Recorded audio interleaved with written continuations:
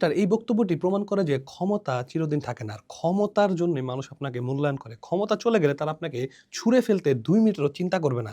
আসুন তার বক্তব্যটি শুনি এরপরে কথা বলব। ধরেন আমার যে গানম্যান ছিল এবং আমার যে ড্রাইভার ছিল, এরা দুইজনে গতকাল বলতেছিল, স্যার আপনারা যদি আমার ছেড়ে দেন, আপনি যদি আজকে আমার ছেড়ে দেন, তবে আমি অন্য কোনো মন্ত্রীর গানম্যান হতে পারবো। আমি বললাম বিসমিল্লাহ বলে তুমি চলে যাও, আমার গানম্যান দরকার নেই। পরে আমার যে গাড়িটা যে কারটা চালাতো, ওই আইসে বলো, ওই ওর নাম কি সুজনও বলতেছিল, স্যার আপনি যদি গাড়ি না ছাড়েন তো আমি আমার কোনো আরেকটা মন্ত্রীর গাড়ি আমি পাবো না। আমি বললাম ঠিক আছে তুমিও চলে যাও, আমি একটা জিপ নিয়ে আমি চলে যাবো। কি বুঝলেন? ক্ষমতা যাওয়ার সাথে, সাথে তার গানম্যান, তার ড্রাইভার তার কাছে ছুটি নিয়ে নিয়েছে আরো ক্ষমতাশীল মানুষের কাছে যাওয়ার জন্য। কোনো মন্ত্রীর গানম্যান বা কোনো মন্ত্রীর ড্রাইভার হওয়ার জন্য। তাহলে কি বুঝলেন? যে দুনিয়াতে আপনাকে মানুষ মূল্যায়ন করবে ক্ষমতার কারণে, টাকার কারণে। আপনার ক্ষমতা বা টাকা যদি না থাকে তাহলে আপনাকে কেউ মূল্যায়ন করবে না।